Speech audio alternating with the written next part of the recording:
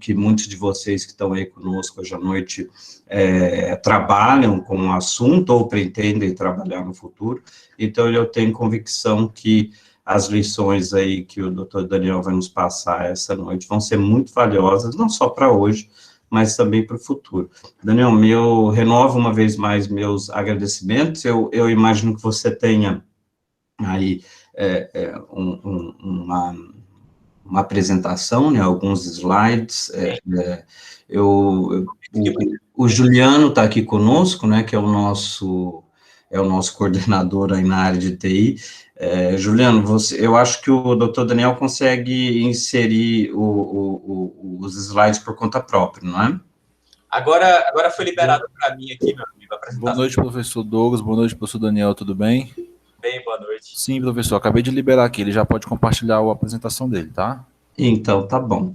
Pessoal, então vamos partir para o que importa, né? Vamos ouvir agora o professor Daniel, o doutor Daniel, procurador federal, que, como eu disse, é uma das pessoas aqui, não só de Brasília, como provavelmente no Brasil, que mais compreendem e mais debatem um assunto que nós vamos conversar hoje. Então, professor Daniel, por favor, fique à vontade para nos ensinar um pouquinho sobre a nova lei de licitações e contratos. Bondade sua, meu amigo. E eu tenho certeza que essas palavras são decorrentes da nossa amizade. Já agradeço o meu amigo Douglas, professor Douglas, pelo convite para estar aqui com vocês na 13ª, né, Semana Jurídica do Centro Universitário IESP. Assim, para mim, representa um momento de júbilo, retomar esse contato com o meu amigo. Eu tive um tempo fora, estive em Portugal estudando e acabou que agora essa oportunidade para mim é bastante interessante também para que a gente retome aí as nossas discussões. Eu estava relembrando, Douglas, que lá em 2012, e aí não é querendo entregar a idade nem minha nem sua, nós dois inauguramos um importante colegiado, que depois acabou virando uma prática na Advocacia Geral da União, de decisão colegiada, né, de licitações e contratos. O Douglas foi o primeiro coordenador da Câmara Permanente de Licitações e Contratos, lá em 2012, e tivemos a oportunidade de debater muitos temas de licitações. Então, para mim, é um prazer, Douglas, voltar aqui para que a gente possa retomar aquelas discussões que a gente tinha sobre a nova lei. Eu não sei se vocês estão vendo a apresentação ou se eu fiz alguma coisa... Eu consigo ver, Daniel. E eu tive a honra de ser sucedido na coordenação por você, né, que ampliou e muito a qualidade do debate, né? Eu fui apenas uma voz que deu início ao processo, mas você me sucedeu com muita classe. Nada. Essa bondade é sua. Eu faço aqui uma pequena apresentação, espero que todos estejam vendo quem eu sou, né? Eu, além de ser procurador federal na Advocacia Geral da União, eu fundei, junto com um outro colega da AGU e um colega da CGU, um site que, enfim, se destina a divulgar, inclusive, artigos de quem encaminha para nós, quem tem a confiança de encaminhar suas considerações a respeito de licitações e contratos. Nós fizemos um portal de divulgação de conhecimento científico na matéria. Sou especialista em Direito Público e Empresarial e, atualmente, curso, como eu disse, faço um mestrado em Direito Público na Universidade Nova de Lisboa. Deixo aqui os meus contatos, caso, enfim, surja alguma questão, alguma dúvida que permaneça depois dessa nossa discussão aqui, eu me coloco à disposição para a gente debater. Eu vou, Douglas, tentar ser conciso, como eu te falei aqui, para que a gente tenha a oportunidade de ouvir os colegas que estão aí do outro lado dessa tela, né? Infelizmente, a pandemia nos impede, nos constrange de estarmos juntos, o que eu sinto falta, confesso, mas, enquanto não é possível, é importante esse momento aqui de discussão virtual para que a gente possa compreender um pouquinho mais a Lei 14.133, né? Eu trago aqui, meu amigo, uma projeção no tempo de toda a tramitação para que a gente possa entender, às vezes, lendo a lei hoje, né, tal como ela foi aprovada agora, e sancionada no dia 1º de abril de 2021, para que a gente entenda a gênese do trâmite legislativo, né, do PL, e entenda um pouco das escolhas que foram feitas. Eu vou fazer algumas brincadeiras aqui com o PL, os senhores e as senhoras não me levem a mal, é só para a gente descontrair aqui nessa noite. Eu me considero um otimista cauteloso na aplicação da Lei 14.133, já declaro assim essa minha condição de intérprete cauteloso da lei, porque ela tem avanços, mas tem algumas oportunidades de melhoria, se a gente pode colocar assim de um modo eufemista, porque, e ao longo da minha apresentação, eu vou apresentar algumas dessas.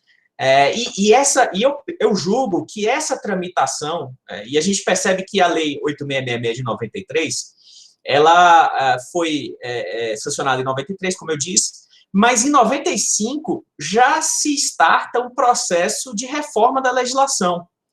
Então, na verdade, essa Lei 14.133, ela já é uma senhora, ou se é que se pode dizer uma senhora, mas de 25 anos. E o que acontece? Assim, qual era a mens que fundou o SPL original lá de 95, a intenção do legislador naquela época? Era já produzir uma modernização do regime geral de contratação pública brasileiro, e, ao longo do tempo, diante da explosão legislativa, se decidiu fazer também uma compilação das normas de contratação pública.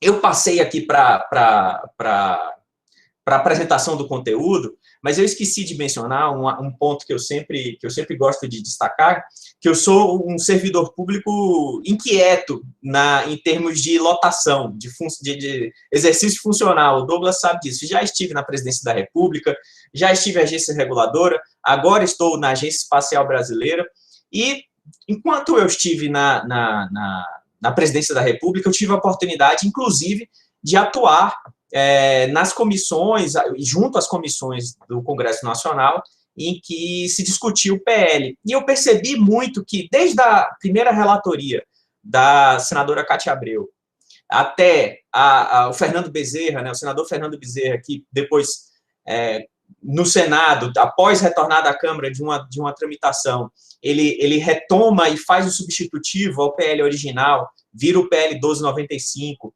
e depois, aí sim, o senador Anastasia, que culmina e que hoje é considerado o relator do PL, mas ao longo de todo esse período, nós tivemos diversos relatores da matéria e diversas visões em relação a isso. Mas, se é possível sintetizar qual é a visão da lei, é produzir uma modernização do regime geral de contratação pública e uma compilação das normas que nós temos essa característica, né, do nosso legislador de sempre produzir normas em excesso para regular o mesmo fato. E hoje, por exemplo, nós tivemos a edição de mais uma medida provisória para regulamentar as aquisições emergenciais destinadas ao combate à Covid. Nós já temos a Lei 14.024, que cuida do sistema de vacinação, que foi oriundo de uma outra MP também, e agora nós temos mais um MP. Então, a implementação do sistema legal de contratação pública, ela é de uma complexidade crescente, e essa lei buscou, então, reduzir essa complexidade, tornar mais sistêmico a interpretação. Eu não acredito que nenhum dos senhores tenha idade para ter visto esse filme. Foi um filme de Keanu Reeves, em 1995. Essa alusão ao filme de Keanu Reeves não é minha, eu tenho que, por dever de academia, destacar que foi o professor Tiago Oliveira, da PGE do Rio de Janeiro, que resgatou essa história, mas eu acho interessante porque, segundo o professor, e eu concordo com essa análise, a Lei 14.133, em razão dessa dilatada tramitação, né, esses 25 anos de tramitação, acabou, se a gente puder mal comparar, se assemelhando a um filme de ficção científica que envelheceu mal. E esse filme é bem interessante porque ele é um ciborgue que vem do passado e vem até 2021, veja só você, a coincidência, trazendo na cabeça dele uma capacidade de carga de informação de, na época, 160 GB. Hoje, aquilo que parecia super avançado, que reclamavam um filme de ficção científica, a gente carrega num pendrive, ou então na nuvem.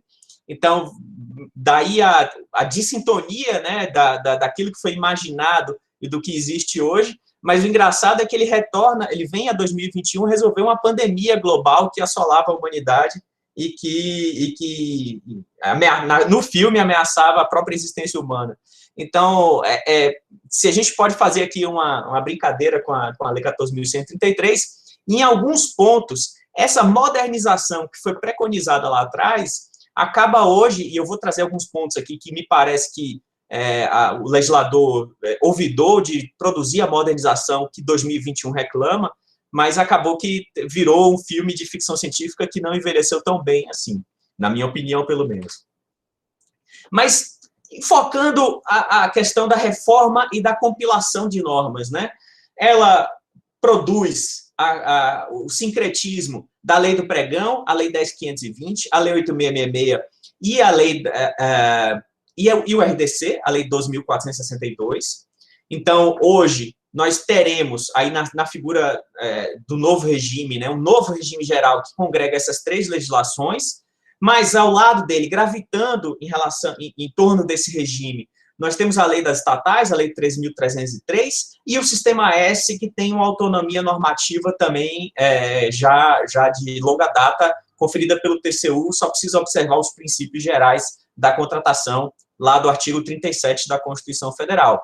E faço aqui um asterisco, além desses três regimes, nós temos também o regime específico da contratação da Covid, como eu mencionei no início da minha fala. Então, tem essa lógica de compilação de normas, né? Mas, se a gente tivesse que inventariar as principais inovações da Lei 14.133, eu destacaria esses 11, não tentarei aqui, por uma questão de tempo mesmo, abordar todos esses pontos, mas eu pensei aqui algumas questões que eu acho que na minha avaliação, atrairiam mais o interesse dos senhores para a nova legislação.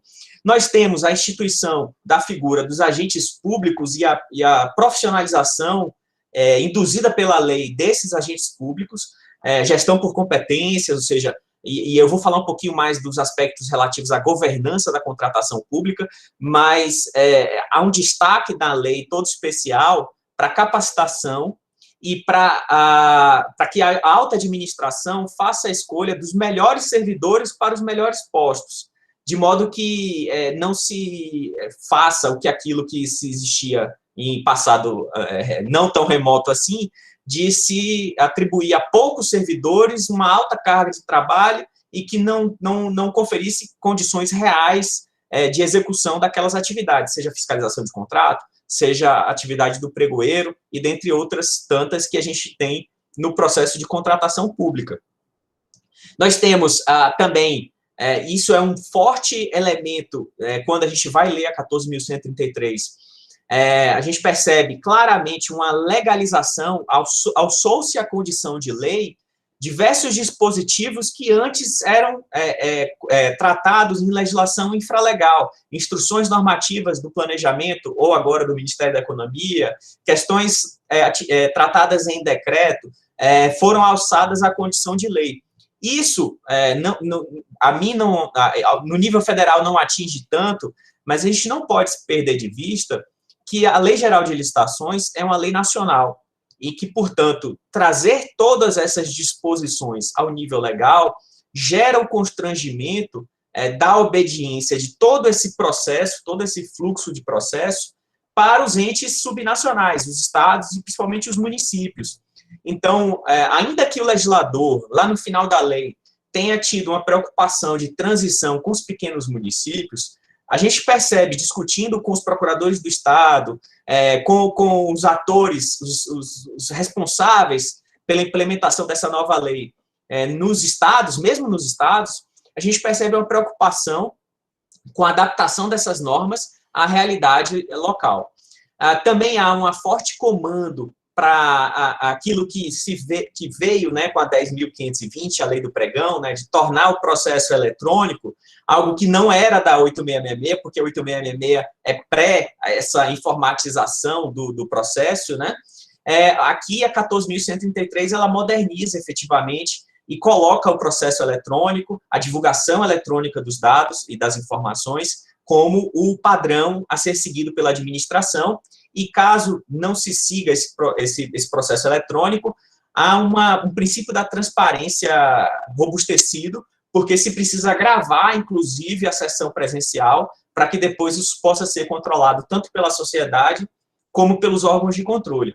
E aí, diversos outros questões que foram incorporadas da legislação do RDC. Então, orçamento sigiloso, a possibilidade, né, de não revelar o preço da administração para gerar uma maior competição num procedimento licitatório, foi incorporado do RDC na Lei 14.133. O PMI, que é o procedimento de manifestação de interesse, que é trazer o mercado para contribuir com a escolha da solução a ser contratada pela administração, algo que a gente via na legislação 8987, por exemplo, de concessões e permissões de serviços públicos, que é uma lógica de parceria maior entre o privado e o público, foi incorporada no RDC e foi trazida também para a Lei 14.133.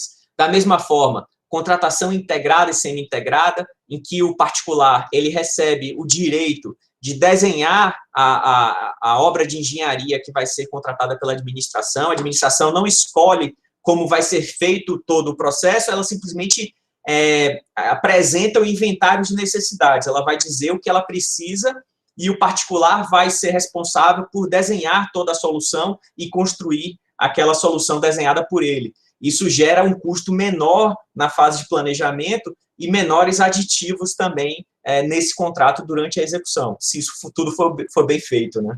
As modalidades de licitação, a gente vai ver aqui também que houve uma mudança. Modos de disputa também foi incorporado do RDC a sistemática de aberto e fechado, dando maior flexibilidade para o gestor para escolher como vai se dar a competição, né, naquele procedimento licitatório. Registro cadastral com sistema de reputação, que é aquela lógica de que o bom prestador de serviço vai receber uma certificação, e essa certificação depois vai ser utilizada para favorecê-lo num procedimento competitivo futuro. A gente ainda foi tímido aqui nessa parte, porque é só para desempate. Eu acho que a boa reputação, a boa execução deveria ser melhor premiada, na minha opinião, mas o legislador entendeu por manter somente como um critério de desempate, ou como numa técnica e preço, né, isso seria levado em consideração na técnica e preço, questões relativas a garantias contratuais e vigência dos contratos. Eu vou aproveitar a transferência desse slide aqui, Douglas e amigos. Eu falo demais quando eu estou falando de licitações de contratos. Fiquem à vontade, para caso queiram me interromper, se for o procedimento que vocês adotem aqui. E, Douglas, se eu passar muito do tempo, meu amigo, fique à vontade para fazer a moderação aí como lhe de direito, viu? Então, na minha opinião, assim, como no arriar de malas, né, para a gente falar um pouquinho da 14.133, como ela é uma compilação, né, burocrática, extensa, alguém já fez o levantamento, são quase 40 mil caracteres de texto, né, ela conseguiu ser mais extensa que a Lei 8666, e ela procura, então, compilar todas essas normas da 8666, do pregão e do RDC. A mudança, que eu acho que é aquilo que nós queremos, porque não fazia sentido editar uma nova norma que reproduzisse as mesmas mazelas da 8666, essa mudança ela não virá do texto como posto, mas sim da forma como nós vamos aplicar na prática os bons trechos dessa lei. Então, esses bons trechos são as questões que eu queria trazer aqui para os senhores, para a gente discutir de uma maneira propositiva a Lei 14.133, e que a gente possa sair daqui empolgado para a prática e para o estudo do que vem aqui, né? Porque os senhores estão tendo, se estão na graduação, ou se estão na pós-graduação, nós teremos aqui um momento rico de construção toda de uma nova doutrina. Então, esse é um momento importante até para que os senhores, caso queiram liderar esse processo, possam se posicionar dessa forma. Então, é interessante aproveitar essa transição para que a gente possa pensar de um modo diferente o sistema de contratações públicos, né, que é um sistema tão importante, movimenta 12% do PIB nacional, então é algo relevante que nós temos a oportunidade aqui de surfar essa onda, né, se me permitem essa expressão. Então, como eu disse, a lei ela traz um elemento importante com foco na governança das contratações, algo que era tratado em instrumentos infralegais e que foram alçados à condição de lei. Nós temos a previsão agora em lei da necessidade de criação de um plano anual de contratações. O plano anual de contratações, ele é uma carta de intenções, se a gente pode colocar assim, do gestor público para o mercado, dizendo o que ele pretende contratar naquele ano.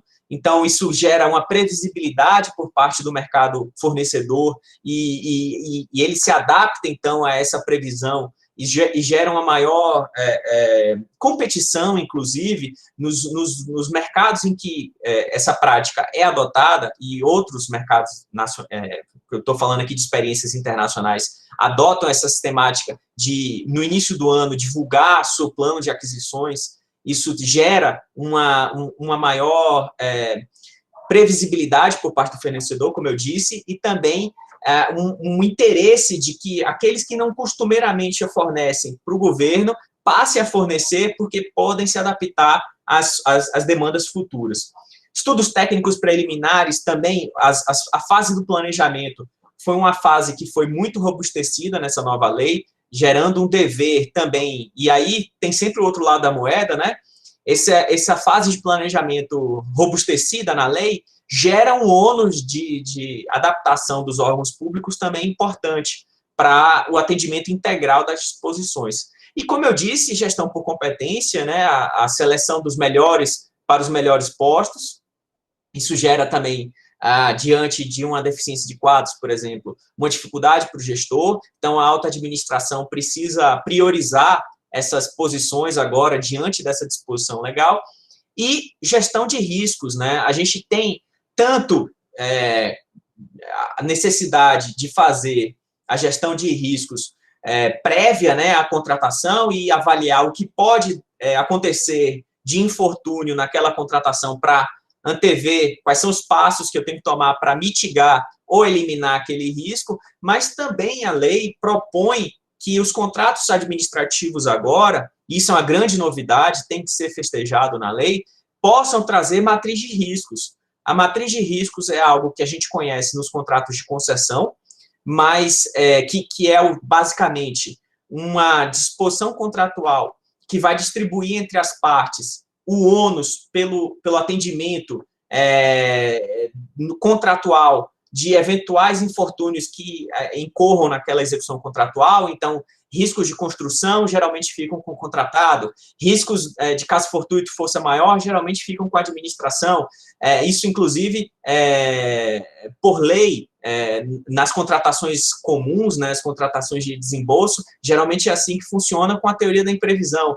Mas com a matriz de riscos previstas na lei agora, é possível atribuir de modo diverso esse risco, e isso gera também uma maior possibilidade do fornecedor ex ante calcular o custo daquele contrato, poder, por exemplo, firmar seguros que abranjam aqueles riscos que estão atribuídos a ele. Isso gera também uma maior segurança na contratação, que é, em última análise, o objetivo de qualquer legislação que regula contratos administrativos ou contratos comuns, né?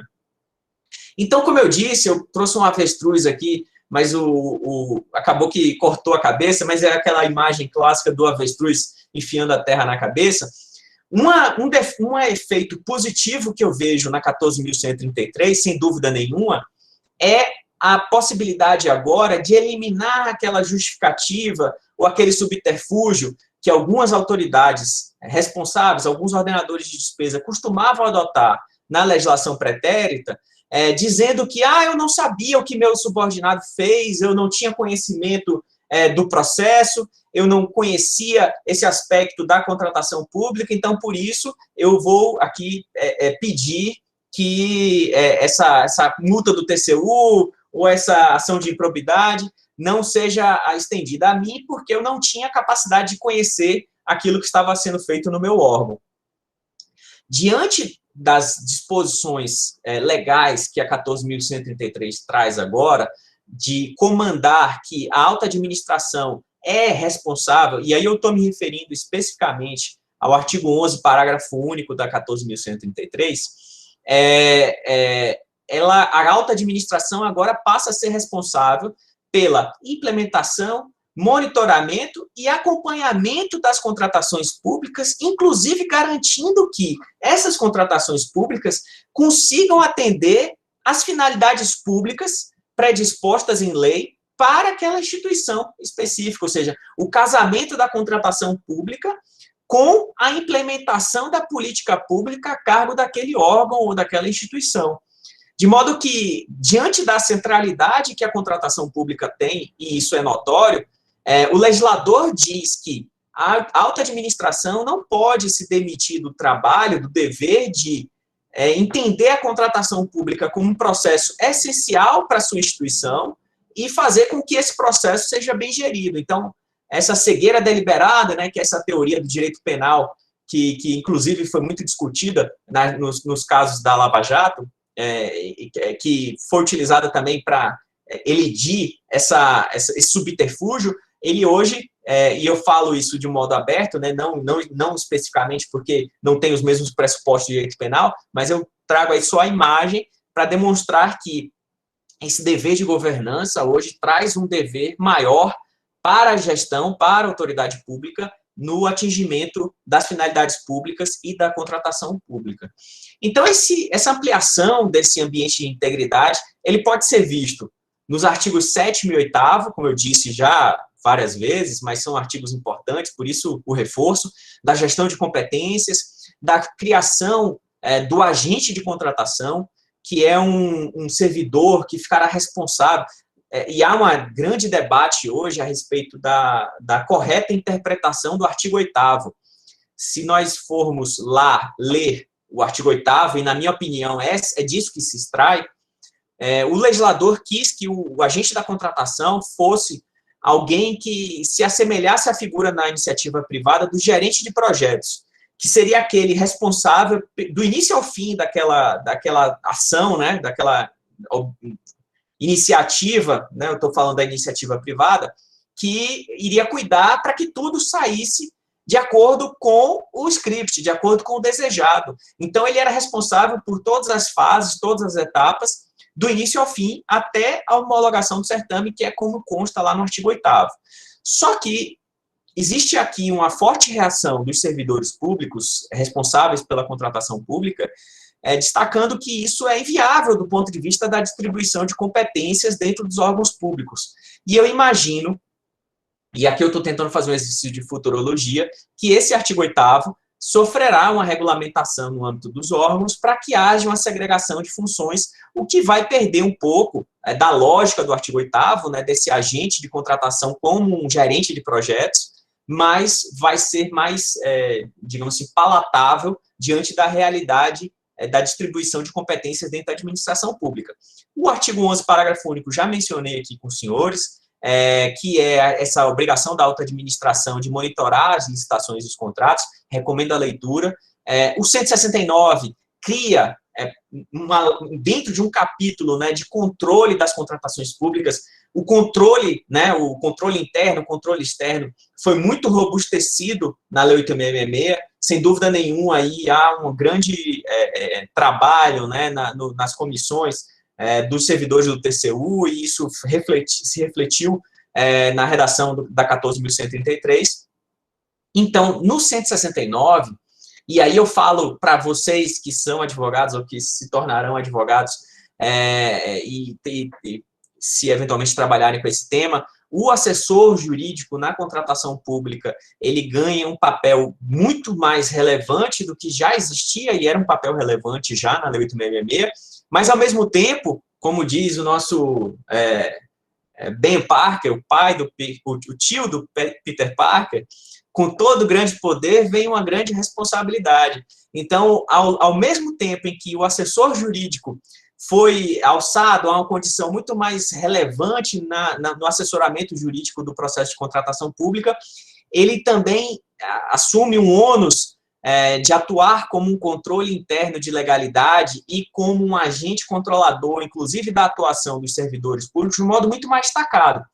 Claro que a Lei 8.112 já trazia uma obrigação de todo aquele que tomasse conhecimento de uma ilegalidade, assim, reportar à autoridade superior para a instauração do competente processo administrativo disciplinar. Mas especificamente aqui o 169, comanda que, a cada momento de análise de processos, o assessor jurídico ele tem um olhar, inclusive, para casos de dano ao erário, por exemplo, haja todo um trabalho em relação a essa atuação e essa responsabilização, nessa lógica do controle que se robusteceu na Lei 14.133.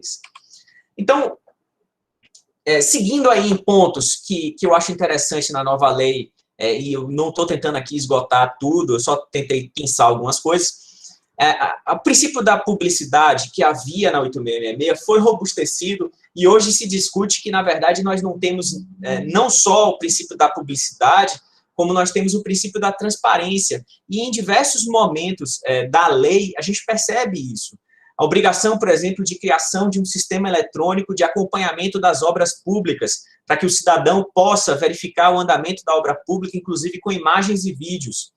A criação de um portal nacional de compras públicas, que é uma grande iniciativa da lei, que a gente tem que destacar a importância da criação do portal nacional de compras públicas, que busca reunir todas as divulgações relacionadas com as contratações públicas, do edital aos aditivos contratuais, dando uma maior transparência para todos os atos que são praticados, inclusive anexos do edital, todas as informações relevantes devem ser divulgadas lá.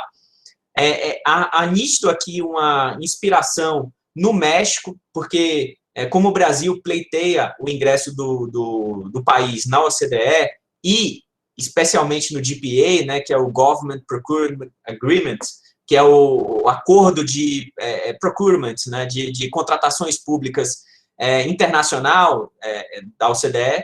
Então, toda essa iniciativa internacional também se refletiu na elaboração da 14.133 e um caso que é destacado pela OCDE é o caso do México, que tem um portal assemelhado com essa lógica do Portal Nacional de Compras Públicas, e o Brasil se espelha, então, nessas boas práticas internacionais para trazer para a nossa legislação essas inovações. E os dois últimos aí, como eu mencionei, o processo eletrônico, que é a tônica da nova lei também, e, excepcionalmente, casos de sessão presencial, a gravação de toda a sessão, o que demonstra essa preocupação constante do legislador com a transparência dos atos. Como é que fica, né? A Lei 14.133, ela acaba com aquela escadinha que nós estudamos na faculdade, nos concursos públicos, né, de concorrência, tomada de preços e convite, e também acaba com a RDC, porque passa a integrar o rol geral, e nós temos a concorrência e o pregão como as modalidades agora tradicionais, o diálogo competitivo, que é algo que nós importamos da legislação europeia, das diretivas da União Europeia, especialmente a 24 e a 23, de 2013, e trazemos, então, essa modalidade com algumas alterações. Eu não vou falar aqui do diálogo competitivo por uma escolha de tempo, mas caso vocês tenham alguma discussão em relação a isso, eu estou à disposição para a gente debater. E, por fim, concurso e leilão, que são, basicamente, a reprodução da mesma lógica da Lei 8666, concurso para escolha de trabalhos técnicos, científicos e artísticos, e leilão para venda de bens servíveis ou inservíveis. O pregão, e aí começa um pouco caro Douglas, minhas insatisfações com a legislação. Ao invés de... Porque, assim, nós tínhamos diversas modalidades na Lei 8666, em razão do escalonamento do quantitativo do valor, né? Só que como isso caiu, na minha opinião, não precisaríamos manter duas modalidades licitatórias. Isso aqui, sem dúvida nenhuma, foi um apego do legislador à nomenclatura, pregão e concorrência. Então, nós temos duas modalidades comuns, que, inclusive, têm ritos idênticos, completamente idênticos. Por quê? Porque a forma como a legislação hoje trabalha para o gestor público é dando ampla margem de discricionariedade para ele escolher como vai ser feito o modo de disputa, como vai ser feita a habilitação, se vai fazer a inversão de fases, né, que agora o julgamento das propostas ocorre antes da habilitação, como acontecia no pregão na 10.520, mas é possível inverter. Então, todas essas possibilidades estão presentes no pregão e na concorrência. Qual é a única diferença entre as duas? O legislador, para diferenciar, criou uma regra que somente autoriza para o pregão critérios de julgamento de menor preço ou maior desconto. Está lá, inclusive, na descrição do pregão, no artigo 6º. E estabeleceu a lógica de que não cabe pregão para serviços especiais, né, como é a nomenclatura que a lei adotou agora. Então, ela manteve a mesma lógica da 10.520 para o pregão, mas não diferenciou o rito do pregão e da concorrência. Então, a única questão que vai diferenciar qual é a modalidade cabível é saber se se trata de um bem comum ou especial. Se for um bem especial, é a concorrência. Se for um bem comum ou um serviço comum, é o pregão. E aí, sendo pregão, você está limitado aos critérios de julgamento de menor preço ou maior desconto. Então, essa é uma diferenciação que, na minha opinião, não era necessária, bastava ter uma modalidade e uma indicação de que, quando se tratar de bens comuns, você terá o critério de julgamento de menor preço ou maior desconto, né? Mas foi uma opção legislativa. Então, como eu disse, modos de disputa que o legislador, lá no 56, autoriza o gestor a fazer, ele permite leilão aberto, né, que são aqueles lances públicos sucessivos característicos da lei do pregão, hoje existente, a 10.520, e aí fazer um parênteses, porque nós temos agora um período de concomitância de legislações, né? Durante 2 anos, do dia 1º de abril de 2021 até 1º de abril de 2023, as 2 legislações, ou os 2 blocos de legislação, continuarão vigentes e válidos.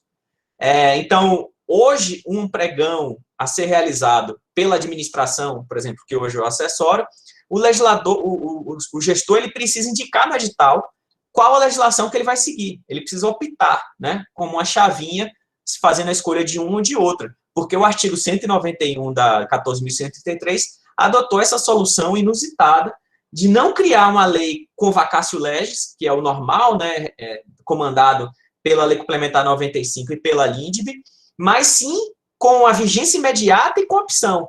Então, na minha opinião, não foi a melhor opção do legislador, esse 191, e se criou um sistema em que o gestor ele vai escolher qual o momento conveniente de aplicar uma legislação ou outra.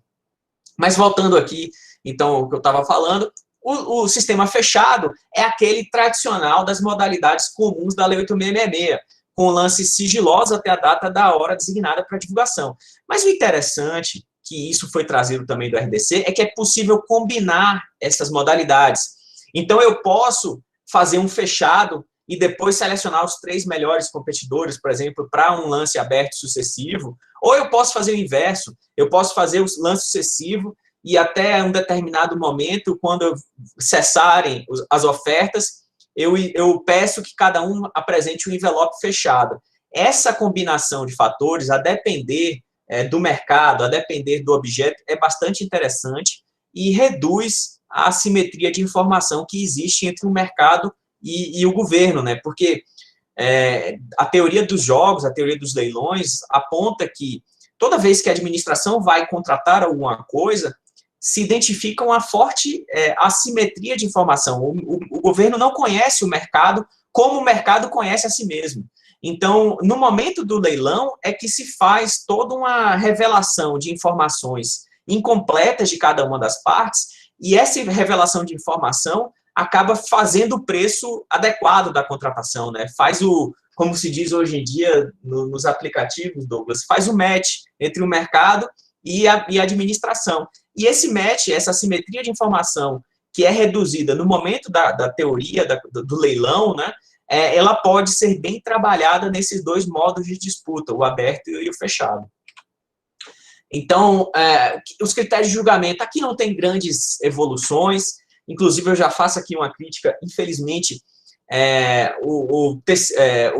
a lei não traz algo que o TCU já admitia, que é o pregão inverso, né, o invertido, na expressão do Joel de Menezes Nibur, que é justamente aquele adotado para o leilão da folha do INSS, por exemplo, ou leilão da folha de servidores públicos, em que se faz um pregão competitivo com lances sucessivos, mas não pelo menor preço, mas invertido, pela maior oferta. Isso é possível, plenamente possível, por uma interpretação do TCU do texto legal. Não havia essa previsão na Lei 8.666 e nem na 10.520, mas foi uma construção da jurisprudência do TCU e da inovação dos colegas, e aí é bom que fique registrado, da AGU, que trabalhavam no INSS na época e que fizeram o primeiro leilão invertido de folha, foi o do INSS, isso foi depois do julgamento no TCU e que autorizou esse tipo de análise e interpretação da legislação, mas infelizmente o legislador não cuidou de transferir esse critério de julgamento para a lei. Então, nós continuaremos a ter que fazer essa interpretação extensiva do menor desconto como um pregão invertido, coisa que poderia ter sido resolvido com alteração legislativa. E também, no que tange às inovações, nós temos uma incorporação também da lei RDC, do maior retorno econômico. E aí sim nós temos, caso isso seja efetivamente aplicado nos contratos administrativos, uma oportunidade de melhoria aqui nas nossas contratações, que são os contratos de eficiência. Seja a remuneração variável, vinculada ao desempenho do fornecedor, né? E aí é nítido. Quando a gente teve as construções dos estádios na Copa, caso houvesse uma entrega antecipada daqueles equipamentos públicos, podia haver um pagamento maior em razão da entrega antecipada, né? Havia uma preocupação com o tempo ali. Isso a lei do RDC permitia, mas e isso foi incorporado agora na 14.133, e essas possibilidades de contratos de eficiência foram ampliados na 14.133, inclusive para critérios ambientais. Hoje é possível, caso o contrato seja desenhado dessa forma, claro, prever pagamentos com remuneração variada, caso a empresa adote práticas sustentáveis. Isso é interessante também, porque essa ampliação do escopo desse contrato de eficiência dá essa margem de trabalho para a administração para perseguir esses outros objetivos da contratação pública, né, os objetivos paralelos ou acessórios do mero melhor negócio, né, da contratação, que foi o neologismo que o Marçal de Tem Filho fez, da maior vantajosidade, né? Hoje a maior vantajosidade ela é iluminada na 14.133 por outros aspectos, eu vou falar alguns aqui durante a nossa conversa. Então, sistema de reputação, um registro cadastral foi interessante. Se pergunta agora se é possível também fazer o inverso, né? Se aquele mau prestador pode ser afastado da contratação pública. Eu não vejo como, diante da ausência de previsão legal, mas a lei tem possibilidade de afastar marcas que não tenham atendido completamente a administração em contratos anteriores. Então, não vejo, salvo uma declaração de inidoneidade, uma aplicação, como afastar o fornecedor ou apená-lo por uma má prestação de serviço. Acho que o sistema sancionatório é o único que caberia para isso, mas é possível agora impedir ou afastar itens que não tenham qualidades suficientes em contratações anteriores. A lei diz que se forma um processo, se apura a insuficiência da qualidade daquele produto, e isso pode servir como no próximo edital se indique, podem todas as marcas, exceto a X, Y e Z. Isso é interessante. Eu espero que a administração saia da inércia e instrua esses processos, porque isso vai afastar do mercado aqueles fornecedores ruins, né?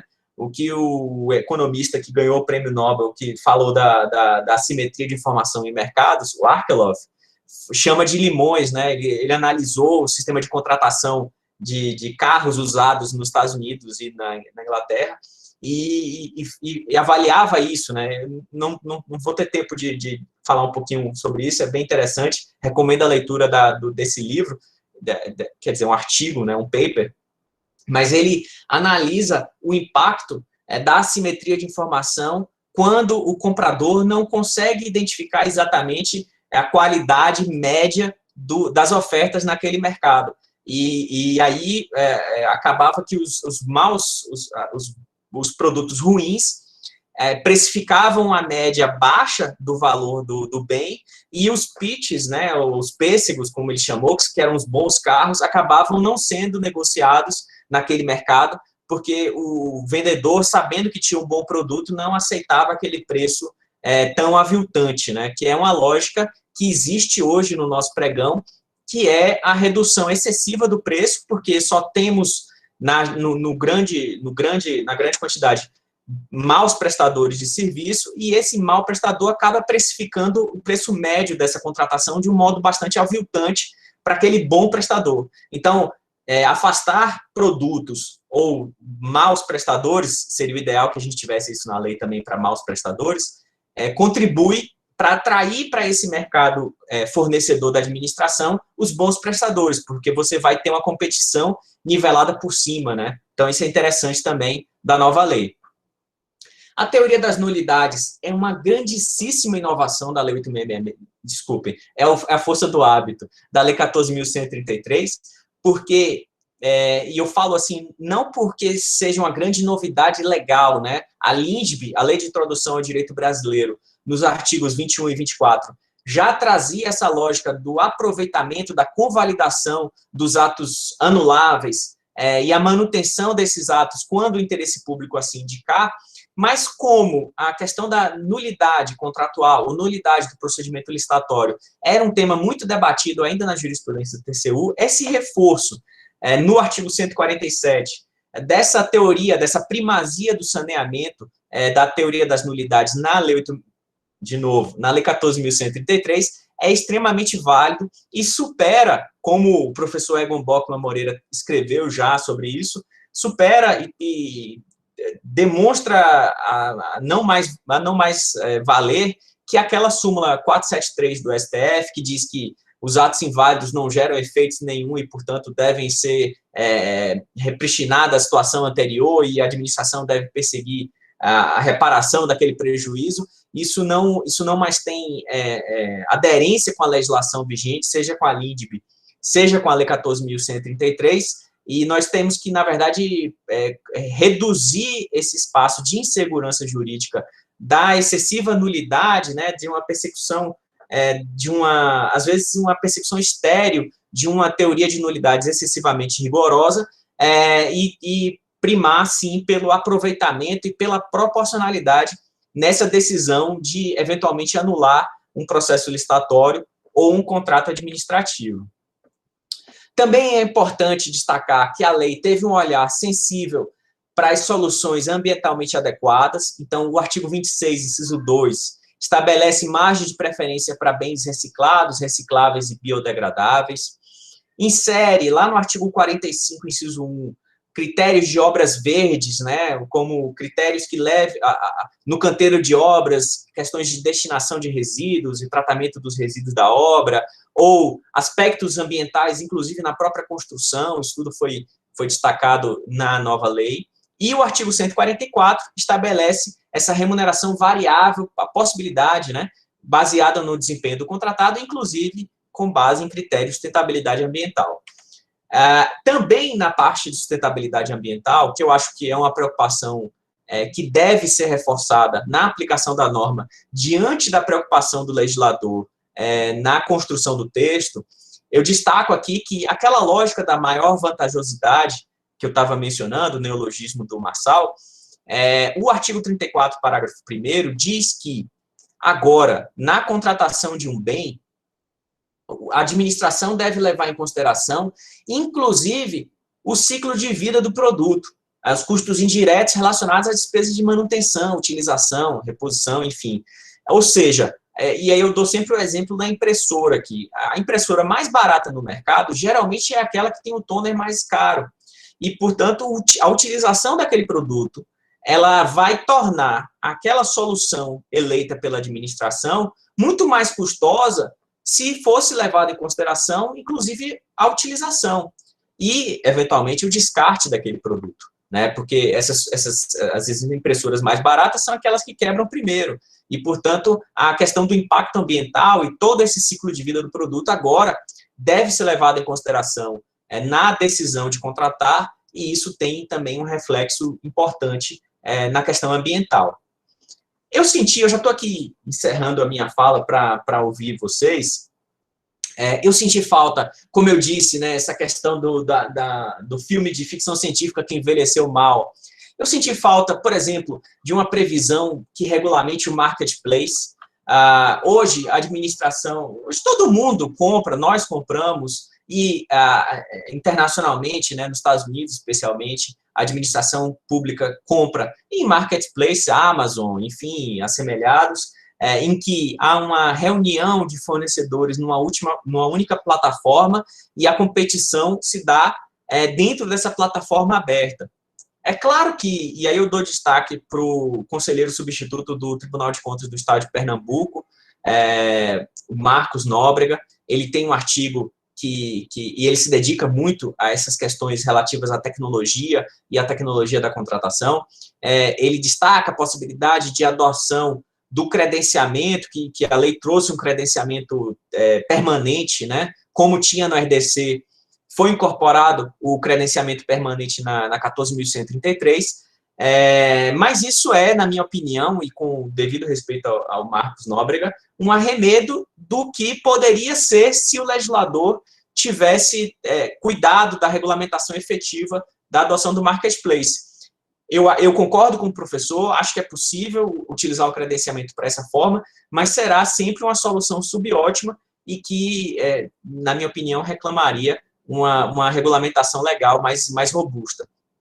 Também, não tratamos de smart contracts na 14.133, mantendo a lógica do contrato como ajuste de vontades, aquela teoria de que você precisa ter a reunião de vontades ali para firmar o compromisso e a discussão de cláusulas, coisa que não temos na administração pública, porque são contratos eminentemente de adesão, né?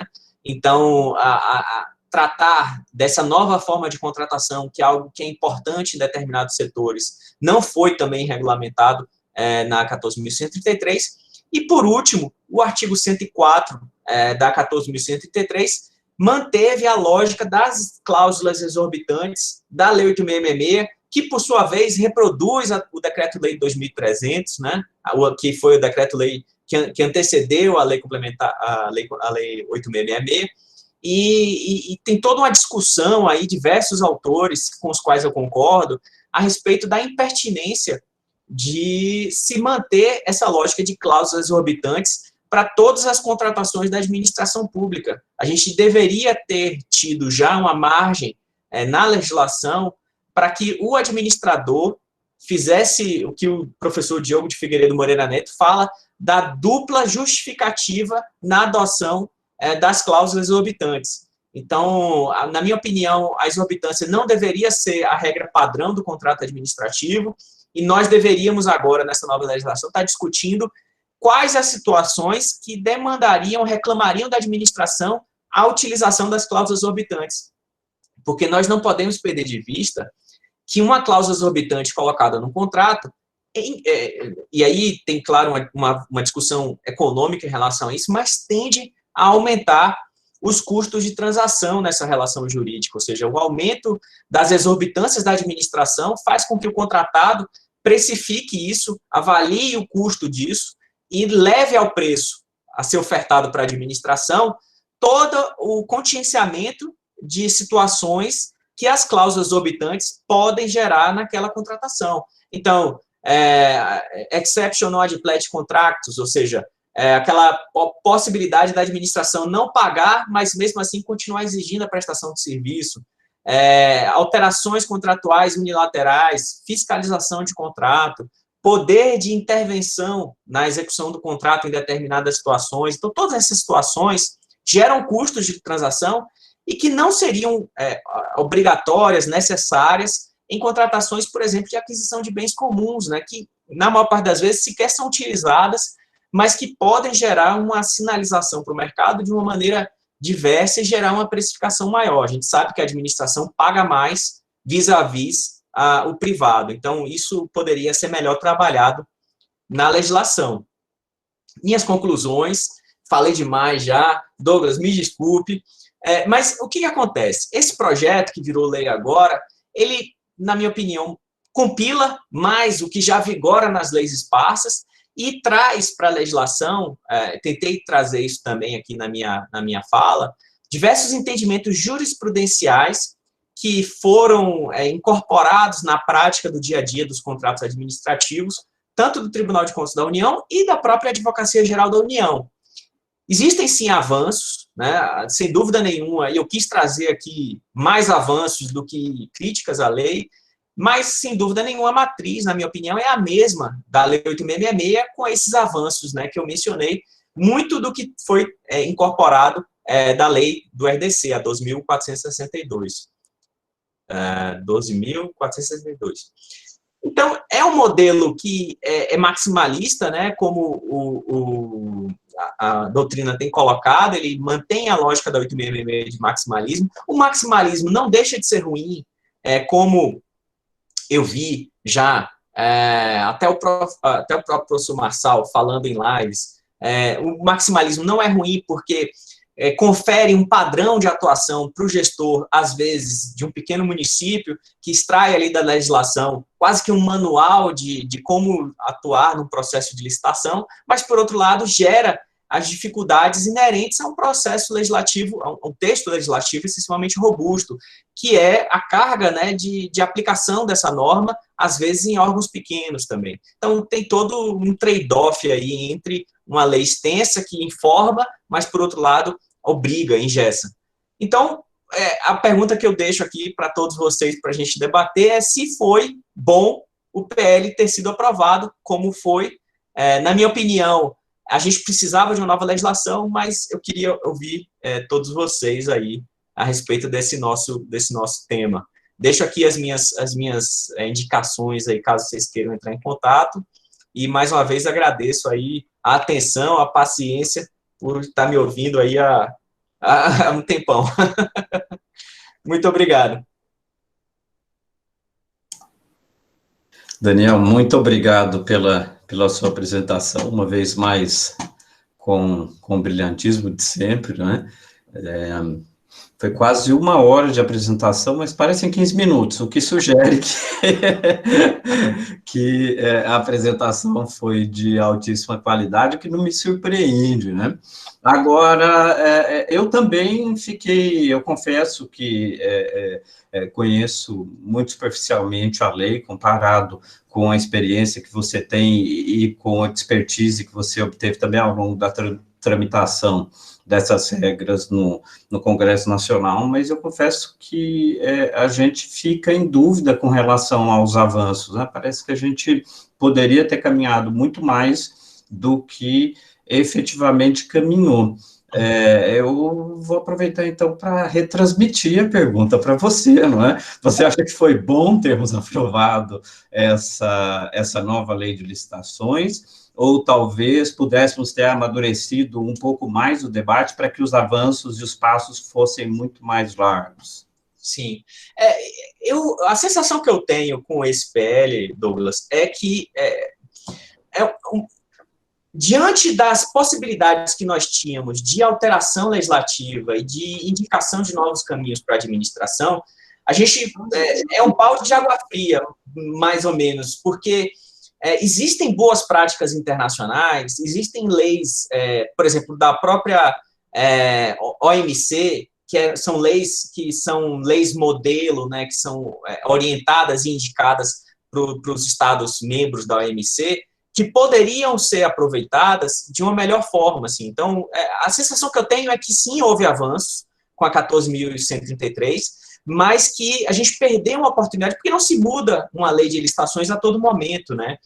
Você viu o tempo que nós precisamos de gestação no Congresso Nacional para mudar isso. Então, ainda que eu acredito que durante esses 2 anos aí nós teremos algumas alterações legislativas e alterações de lei, o cerne da lei está mantido. E a gente mantém uma mesma lógica de contratação burocrática, de um controle por processo administrativo, né? O controle da administração aqui se mantém numa lógica de controle de etapas, né? Então, é uma lógica de controle burocrático, e o principal, né, que era o controle da eficiência, do atingimento, com indicadores, com métricas bem definidas, a gente vê de uma maneira muito tímida no PL. Então, é isso, assim, tem avanços? Tem, mas a gente perdeu, talvez, a oportunidade de dar o grande salto de qualidade, que é o controle da eficiência, né? Os grandes países, os países que estão no topo inclusive do combate à corrupção, porque eu acho engraçado que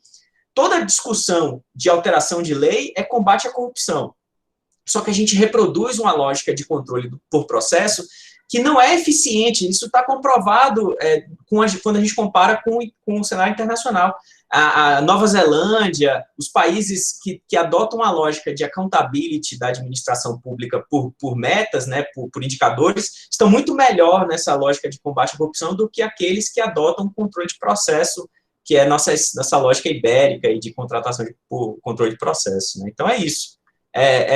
Foi bom, mas poderia ter sido melhor, se eu pudesse resumir assim. Um dos nossos alunos aqui sugeriu que seria que a gente de fato poderia ter andado mais e que, na verdade, foi uma compilação, né? Uma coxa de retalhos. Você acha que é mais ou menos por aí? 25 anos para construirmos uma coxa de retalhos. É por aí, Daniel? É isso mesmo. Inclusive, quando a gente vai lendo a lei, a gente percebe até decisões do TCU que foram incluídas na disposição legal, assim, quase como uma Lei 8.666 compilada e comentada. É basicamente isso que virou a 14.133. Obrigado pela pergunta, Pedro. Fomos formalistas e econômicos, né? Há muito tempo, eu acho que você, já que o Daniel se referiu à época em que atuamos juntos lá na Comissão Permanente de Licitações e Contratos, lá na AGU, a gente chegou a discutir em alguns momentos, acho que não formalmente, mas no bate-papo, a necessidade, de fato, isso já há mais de 10 anos, né, Daniel, de algo como um marketplace. Na época não existia essa expressão. A expressão, eu não sei que expressão nós usávamos à época, mas claro que é um mecanismo que facilitaria muito a transparência e o acesso, especialmente à contratação de bens comuns, né? Você acha que o principal avanço possível poderia ser o marketplace? Essa é a primeira pergunta. E a segunda, você sabe se chegou a ser discutido esse tema no Congresso, ou isso, como diriam os juristas, transcorreu em albis lá no Parlamento? Nesse ponto da discussão, eu não sei se isso acabou sendo discutido, porque eu era chamado em momentos muito específicos, assim, para discutir, às vezes, com os consultores legislativos, alguma questão, ou a SAGE fazia aquele controle das propostas do governo, e a gente ia lá só debater, às vezes, um ponto muito específico, né? Eu não acompanhei com esse nível de detalhe. Eu acho que a principal falha, na minha opinião, desse projeto é não pensar justamente nesse modelo novo de contratação. O professor Marcos Nóbrega, como eu disse, ele utiliza, eu fui buscar aqui na lei, o 79, que é o artigo que trata do credenciamento, ele diz a possibilidade de utilização do credenciamento para mercados fluidos, naqueles casos em que a flutuação constante do valor da prestação e das condições de contratação inviabilizasse a seleção do agente por meio do processo de licitação. O problema é que, e aí ele diz, olha, em situações como essa, de volatilidade de preços, a gente poderia adotar o credenciamento. Eu digo que é uma situação que talvez não caminhe tão bem como a gente gostaria, porque, sem dúvida nenhuma, a interpretação dos órgãos de controle vai ser restritiva aqui na aplicação desse dispositivo, dada aquela lógica do favor do procedimento, da primazia do processo competitivo. Então, realmente eu acho que o principal falha nesse projeto é não ter tido claramente uma regulamentação dessa lógica de marketplace, né, de você, no Reino Unido, né, existem determinados setores que contratam, por exemplo, pesquisadores, né, de instituições de ensino, de pesquisa, têm um cartão de crédito e contratam, e aquilo depois é feito o accountability, a prestação de contas, e caso ele não faça um bom uso dos recursos, aí ele sofre a sanção depois. Então, existem aberturas, né, controladas nos setores, em alguns setores da contratação, que não se pensou nessas válvulas, né, e nessas questões. Talvez não haja um ganho de eficiência que a gente poderia ter ganho, né, Daniel?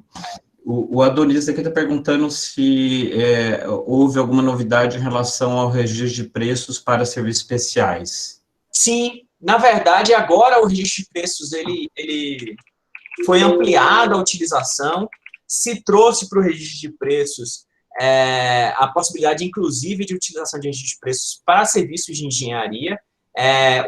bem na lógica do RDC, eu imagino, e aí aproveito sua pergunta, Adonis, para dizer o seguinte: a lei ela é excessivamente remissiva a regulamentos. E agora, uma das discussões, acho que alguém até fez um levantamento, e são 34 momentos em que o legislador remete a um regulamento. Um deles é a questão do sistema de registro de preço, mas eu tenho defendido que, salvo o regulamento do artigo 20, que é uma emenda que foi feita no Congresso Nacional para aquela questão de bens comuns e bens de luxo, o artigo 20 diz que, se não sair um decreto em 180 dias dizendo que é bem comum ou bem de luxo, não vai poder mais ser contratado bens. E isso vai gerar um problema, né?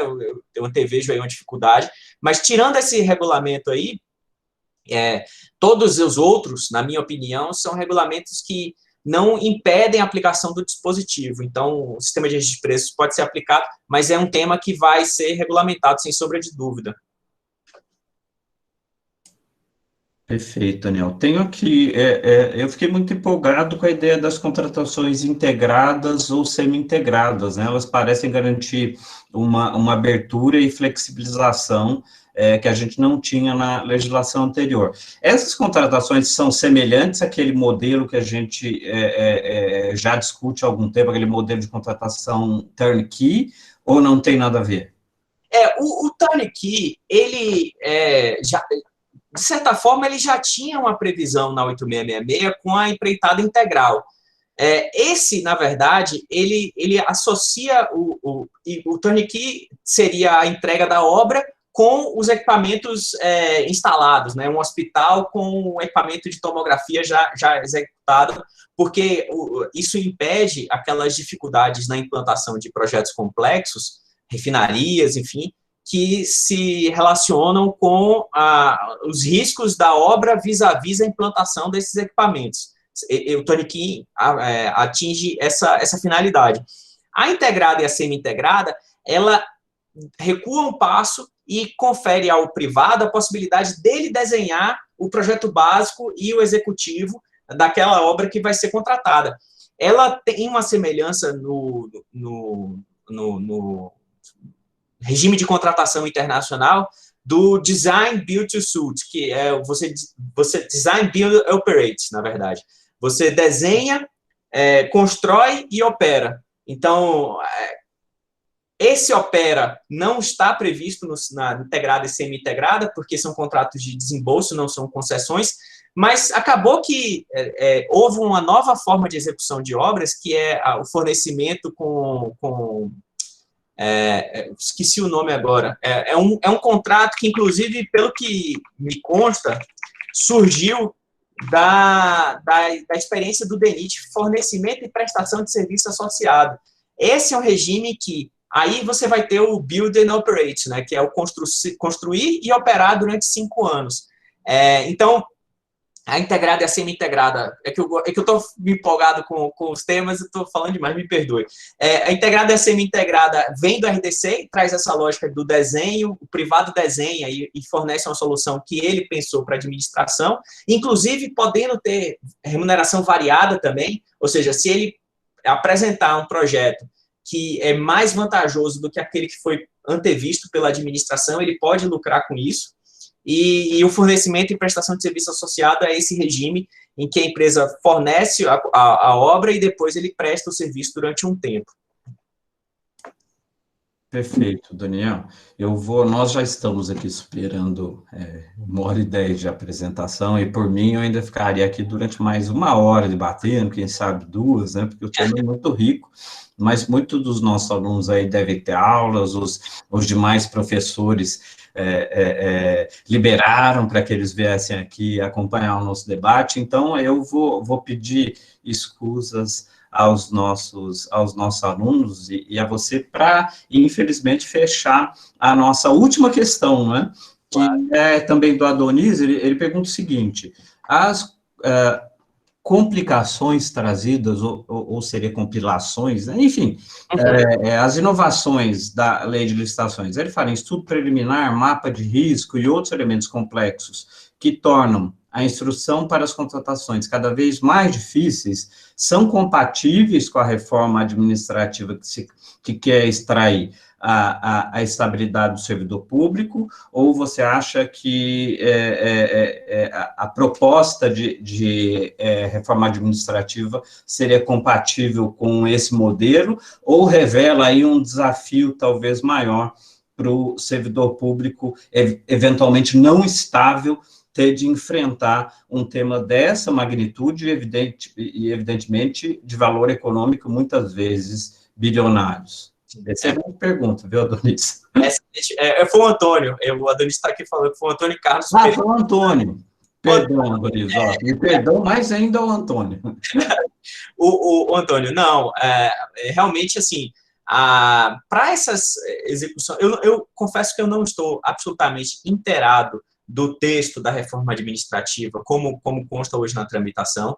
Essa questão da estabilidade, eu sei que é um dos temas que se procura relativizar nessa reforma, eu não sei se para todas essas situações que eu tratei aqui seriam impactadas por essa alteração proposta na reforma administrativa. Na minha visão, caso isso atinja essa qualidade de servidor, especialmente o agente de contratação, que vai ser submetido a um contexto de agravamento e robustecimento das suas atribuições, me parece absolutamente incompatível. Assim. A estabilidade ela é um escudo protetor necessário para que o servidor tenha a tranquilidade de decidir, né? Inclusive decidindo de acordo com, às vezes, de decisões contramajoritárias, né? Ou decisões que não atendam o interesse do contratado ou eventualmente impeçam eventuais represálias de quem quer que seja. Então, na minha opinião, é absolutamente essencial a estabilidade do servidor público para a execução dessas atividades sensíveis, né? Perfeito, Daniel. Eu agradeço a todos vocês que estiveram aqui conosco, agradeço a paciência, agradeço a participação, as perguntas, e meu agradecimento muito mais que especial vai para o Daniel. Já fazia algum tempo que a gente não se via, né? E ainda que a pandemia nos obrigue a essa forma virtual de conversa, é muito bom rever o Daniel, sempre gentil, sempre carregado com conteúdo técnico aí imenso, e que certamente, eu ouvi os alunos aqui pedindo, certamente vai voltar outras vezes para conversar aqui conosco no IESB. Muito obrigado, viu, Daniel? Foi um prazer tê-lo aqui conosco. Prazer foi todo meu, bom revê-lo, bom ver os colegas e, assim, sempre que quiserem, estou à disposição. Foi um prazer. Obrigado, Daniel. Um grande abraço a todos, gente. Aqueles que têm aula agora podem se dirigir às suas classes virtuais, clicando no link para sair daqui e indo para a respectiva sala. Um grande abraço. Tchau, gente.